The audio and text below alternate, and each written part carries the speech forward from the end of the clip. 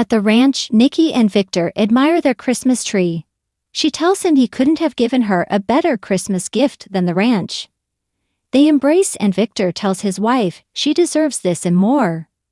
They're kissing when Cole and Claire walk in. She teases about them feeling the holiday spirit. Nikki wishes them a happy Christmas Eve. At Sharon's place, Maria and Faith have arrived to hear about the hypnosis session. Sharon tells them she had a breakthrough.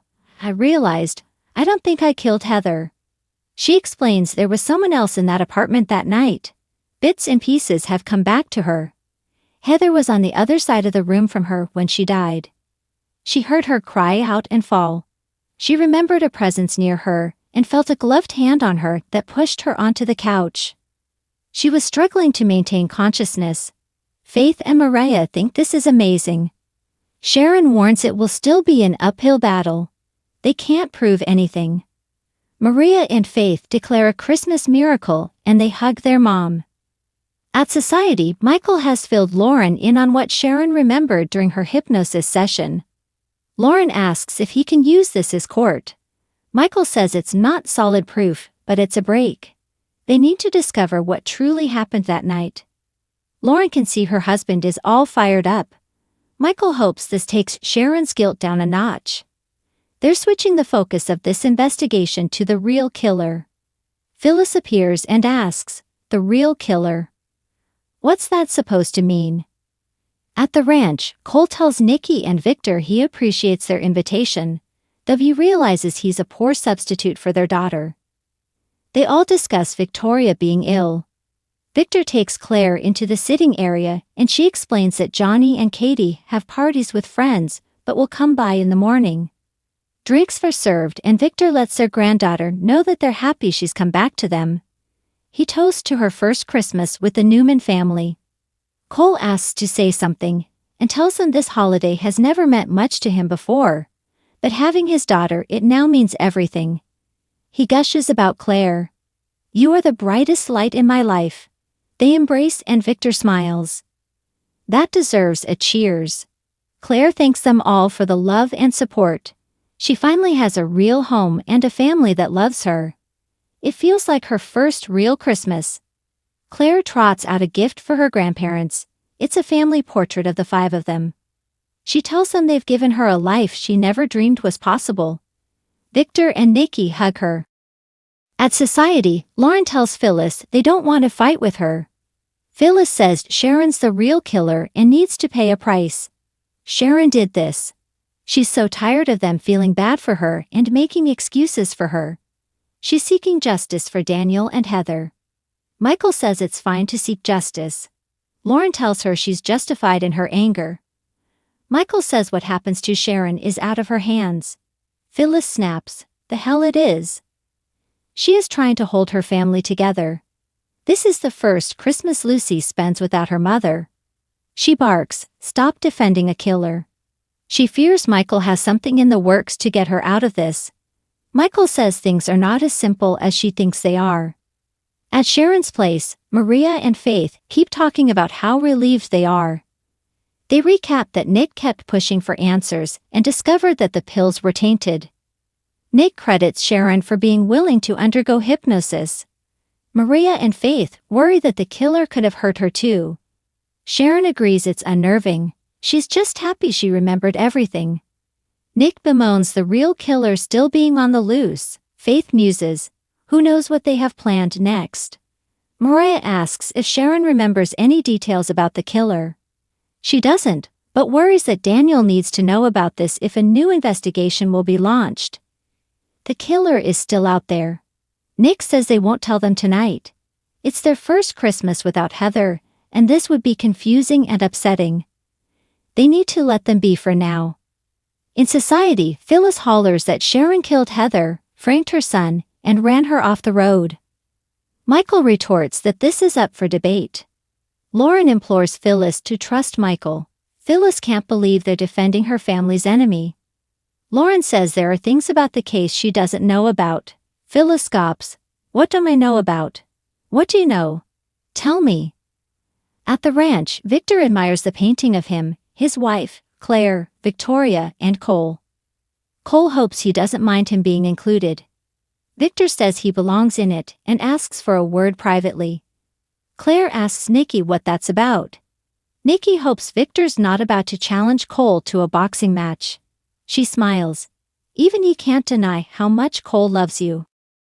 In the sitting area, Victor tells Cole it's Christmas time, so all are welcome. Cole anticipates another talk about staying away from Victoria. Victor says, I may surprise you. He notes he's very protective of his family, and Victoria has been involved with men in the past who haven't deserved her. Cole says he would never hurt Victoria. Victor knows that now. He can't ignore their romantic connection or that he's a very good father to Claire. Cole says they're his family. Victor declares that he won't stand in the way of any relationship with his daughter or interfere with them becoming a family. He was very pissed off at him after he and Michael went behind his back. I was angry, but he's observed him and thinks he's a good man.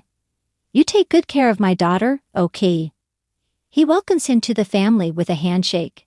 Cole won't let him down. In the living room, Nikki and Claire declare a Christmas miracle. At Sharon's place, they all agree they should wait to share the news with Daniel and Lucy. They won't open up the wound on Christmas.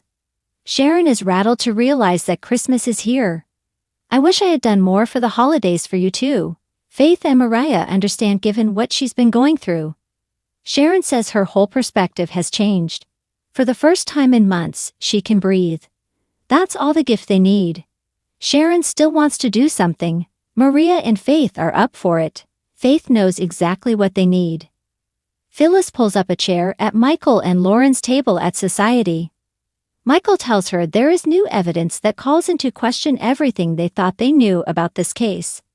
The police are possibly reopening the investigation.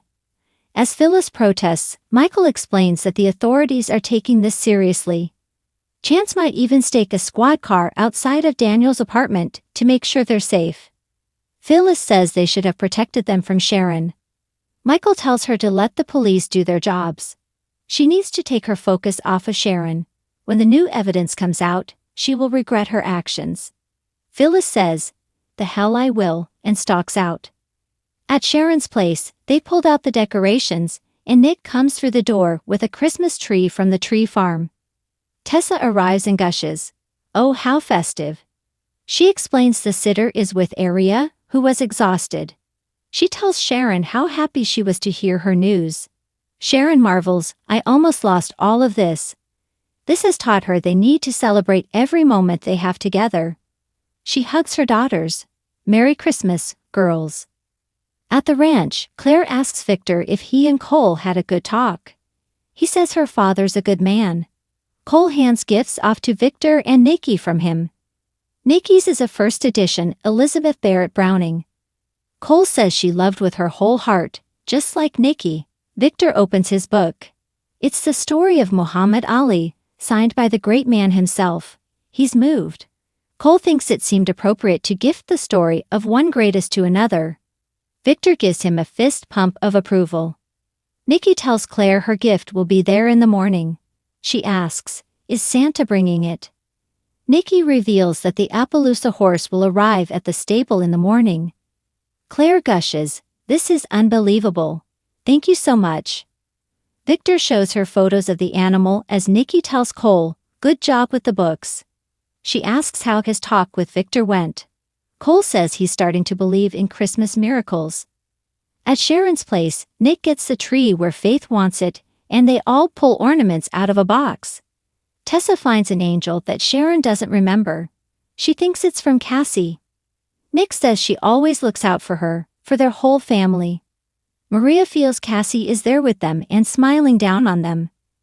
Nick says, always. Sharon hangs it on the tree and heads upstairs to get some of Cassie's favorite decorations. Maria tells Nick she's getting back on track. Nick agrees. She's convinced now that Heather's death is not her fault. They're sure Michael will find a way to prove the truth. Not just for Sharon, but for Daniel and Lucy too. They deserve to know who killed Heather. Faith feels she has her mom back. For tonight, that's all she needs.